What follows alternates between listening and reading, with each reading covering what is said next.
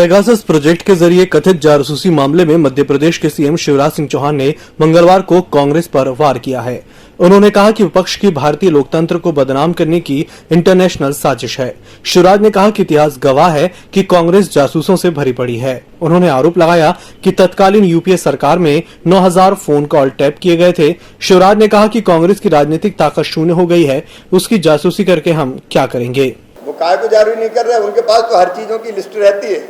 अच्छा, आजकल दिग्विजय सिंह के पास भी लिस्ट रहती है, दिग्विजय जी के पास भी, और कमलनाथ के पास भी लिस्ट रहती है। अब सब चीजों की लिस्ट है, पेन ड्राइव उनके पास है, पेगासस की लिस्ट उनके पास है। तो एक तो वो क्या है ये बता दें, वो कहाँ से लाते हैं और कहाँ से जासूसी कराते हैं, और है तो जारी करें, केवल कहते क्यों है कि हमारे पास। राहुल गांधी जी देर रात को चीन की एम्बेसी जाते हैं, और वो भी गुपचुप तरीके से जाते हैं। काय के लिए गए थे पहले राहुल गांधी बताएं, गुपचुप क्यों गए, देर रात को क्यों गए। मणिशंकर अय्यर पाकिस्तान जाके, देश में नहीं विदेश में जाके देश की सरकार गिराने के लिए पाकिस्तान का सहयोग मांगते हैं। यूपीए की सरकार में हर महीने 9000 फोन टैप किए जाते थे। 9000 फोन टैप किए गए। 9 जनवरी 2006 को समाजवादी पार्टी के तत्कालीन महासचिव अमर सिंह ने आरोप लगाया था कि मनमोहन सरकार उनके फोन टैप करवा रही है।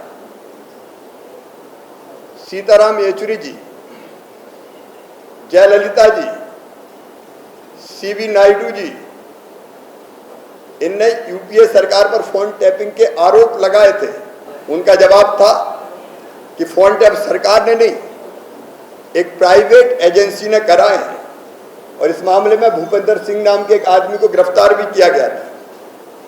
26 अप्रैल 2010 को फोन टैपिंग का मामला संसद में उठा था।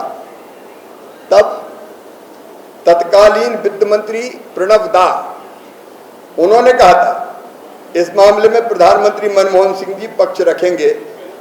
विपक्ष ने इस मामले में जीपीसी की भी मांग की थी, मनमोहन सरकार ने उसको खारिज कर दिया था।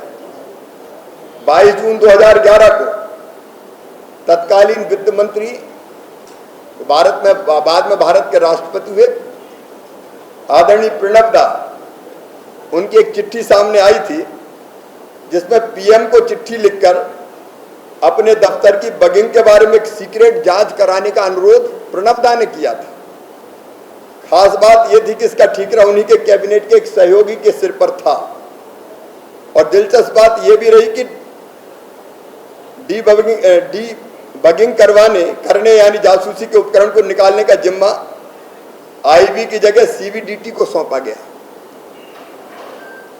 22 मई 2011 को यूपीए सरकार ने सीवीडीटी को फोन टैपिंग जारी रखने का आदेश दिया, और 23 जून 2011 को सीबीसी के चेयरमैन एल दत्त ने डीआरआई पर अपने फोन टैप करने का आरोप लगाया।